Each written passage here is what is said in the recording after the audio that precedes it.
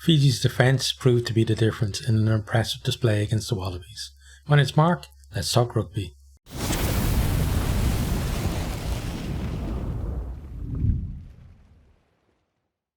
The Wallabies lost captain Will Skelton before this game. He was recovering from injury. I think it's a calf injury or something like that, but obviously didn't recover in time. So Arnold takes his place in the team. Australia, they get on the board first. Ben Donaldson opening the scoring from the tee, 3-0 to them. Fiji then, they're holding on to the ball pretty well. Finally then, they get to respond from the tee. Kuravoli, he ties us back up at 3-all. Australia then, they're coming forward looking for space, but there's a massive hit from Maui on Gordon that dislodges the ball, and it kind of set the stage really for how this game went. Such aggression in defence from Fiji. Fiji then look to counter and they make good ground on the outside, but Donaldson managed to get over the ball to win the penalty for Australia. They attack for the line out, but Valentini spills the ball in contact. Again, some great hits going in from Fiji there. Valentini then gets pinged for taking the space at the ruck. Fiji decide to kick for the post. Kuravoli puts Fiji ahead 6-3. They then come on attack. Look like Australia might have actually played the ball on the ground at a ruck. It kind of squirts out weirdly on the Australian side. Australia counter-attack and Nick White kicks a superb 50-22. They go quickly from the 50-22 and Nwakanita Wase goes over to score. Donaldson misses the conversion. It's 8-6 to Australia, but there's a big question mark about whether the try should have been allowed. We then have a TMO review for high tackle. Nick White, he kind of slaps at the ball over Kuravoli's shoulder as he's carrying the ball into contact. He hits him in the head. It's a penalty only. Kuravoli lands the penalty for 9-8 Fiji back in front. Nwakanisa Wase then goes on a nice elusive run for Australia, but Bhatia gets over the ball to win the penalty. He's such a threat at the breakdown. He's probably one of the best breakdown operators in the world. They then work it upfield, win another penalty. Kuravoli extends the lead to 12-8. Australia conceding so many penalties at this stage. They initially do well to steal a Fiji lineout, but then Arnold is isolated. Penalty for holding on. Fiji go to the corner. Then they go to the back, but Frost steals this one for Australia. Fiji though continue to apply pressure, but Australia hold out until half time. It's 12-8. Fiji in a deserved lead. Into second half then, Fiji box kick to about 30 metres out from the line. Gordon and Nwakanita Wase seem to leave it to each other and the ball bounces. Tuisova gathers it and he has a clear run into the line. I don't know what the Australians were arguing with, something about, with the referee, maybe a block or something, but it looked a fine score for me. Kuravoli converts that one for 19-8. And at that stage, I'm kind of thinking, I should say the upset is on in my review, but, Fiji came into this World Cup ranked higher than anyone else in this pool for a reason. And in my mind, this game, it's not an upset. It's the team who have been better, rightfully in the lead. It doesn't feel like an upset to me, if that makes any sense to you. But then from here, Lamani takes over the kicking duties as Kuravoli. He goes off, looked like some kind of leg injury. Hopefully he's okay for the rest of the pool. Lamani has a chance to extend the lead from the tee, but misses to the left. And it was a very kickable penalty at that stage. I was a bit worried that maybe that was going to come back to haunt him at a later stage. Australia then take off Carter Gordon and bring on Vunivalu, and wondering again how being hooked is going to affect Carter Gordon's development. he's a young fly half. He was backed to be basically the only specialist fly half in the team, so probably would have expected to play a lot longer in this game. So being hooked by Eddie, it's not a good thing, maybe. But Eddie's a great coach. He knows more than me, so I'm sure he knows what he's doing with that. Fiji then come forward. They're making good ground. Some great carries. And, Bhatia set it up basically by just stripping the ball in the tackle. They then spread it out to the wing. They do have space, but it's kind of rushed, and they pass the ball into touch. Australia seem to realise the danger that they're in, and they start coming forward. It's like they kind of upped their pace a little bit, kind of woke up to the fact that, they're well behind and there isn't much left in the game. Fiji go aggressive at the breakdown and they manage to counter ruck. Radradra turns it over, but he knocks it on after turning it over. So then from here, then Nick White and Slipper, they're off for Australia. And now it's up to the inexperienced youngsters to somehow pull this out of the bag for Australia.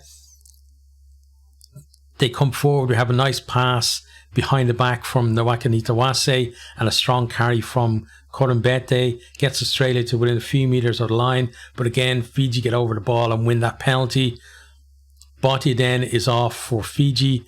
Thinking he'll be a big miss because he's so good in defence. But, today all across the park, Fijians were there, standing up in defence, getting in there, competing at the breakdown and winning those crucial penalties.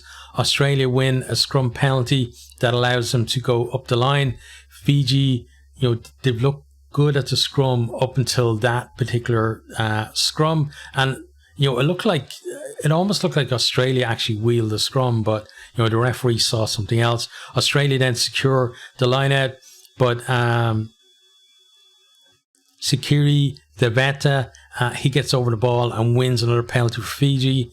They kick up the line, but then they overthrow the line out and allow Australia to come back at them, and then they concede a penalty for a high tackle by Tuisova. They get a warning for too many high tackles from the referee. Australia kicking into the corner. Frost claims that. They go to the maul. Fiji did really well to halt that maul. Australia then spread it inside, but Tuisova makes up for giving away the initial penalty by giving over the ball and winning one for his team. Great defence there.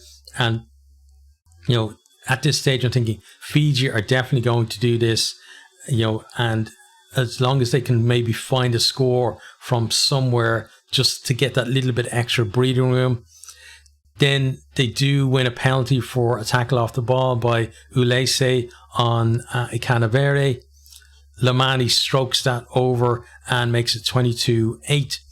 And now it's going to take some finish from Australia to deny them that victory. Australia, they get them all going forward for once.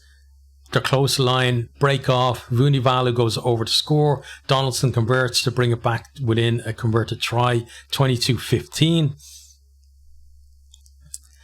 Then we have a barnstorming runs from both Valentini and Frost, gets Australia back into that 22. They're threatening again, but Radradra gets over the ball, wins that penalty for Fiji. They kick the penalty to halfway, but overthrow the line out. Nawaqanitawase then goes off his feet at the breakdown, and it's a penalty to Fiji. And I feel like, there's this thing of Australia come forward, Fiji win the penalty, kick it, lose the line out, Australia come back, and something's got to give. Fiji either have to secure the line outs or Australia are going to score. Fiji kicked this one up, and this time they do win the line out and they maul it well as into the Australian half.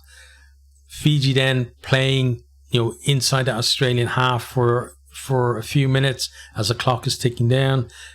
Still, feels like maybe need a score just to make sure that Australia can't pip a draw at the end. Maybe even set up for a drop goal. They attack off a decent scrum. Neda Delevu goes through a gap, gives it off to Habosi. He was kind of almost overrunning in support, and he gets forced into touch, maybe about 5 or 7 meters short of the line. Australia then kick it clear, but we're still at the right end of the field for Fiji at this stage. Clock is ticking down all the time. Fiji then win a scrum at the death, and that feels like that's definitely going to be the win because clock is in the red. Lamani then, they're going to go for the kick to the post because it's 7 points. They want to deny Australia that losing bonus point. He kicks to the left of the post and misses, but that's the final score. Game's over, 22-15. An amazing win for Fiji. And, this was a different kind of win for Fiji. We've seen them causing upsets at previous Rugby World Cups, but this absolutely was not the same. This was a win constructed by a team playing at a level that they're hitting consistently now. It's not some kind of flash in the pan win for them. The scrum was amazing against what was, a very strong Wallabies team. Lineout was a mess, and they're definitely going to have to fix that. Defence, though, was immense, and they're now in a great position to push for a place in the quarterfinals. Australia, they looked leaderless when they needed to chase the game. Yes, a bit of magic could still have got them a draw at the end, but you can't be going looking for the genie in the bottle all the time. It's not gonna work every single time. They're a young squad, and sometimes that can help you because you play without fear. But experienced teams can change things on the field themselves. They were getting absolutely destroyed at the breakdown, and they did nothing about it. I think a more experienced team would have said, listen, we've got to start flooding the rucks and protecting our ball. But all they were doing instead was they were fanning out and providing extra options for the next phase. But the next phase wasn't coming because Fiji were getting in over that ball, and ball security was a massive problem for them.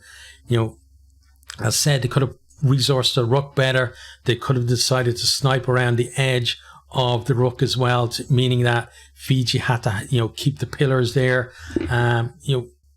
There's many different options that they could have had, but what they were doing wasn't working, and they just kept sticking to the plan, and that is kind of a sign of an inexperienced team, I feel.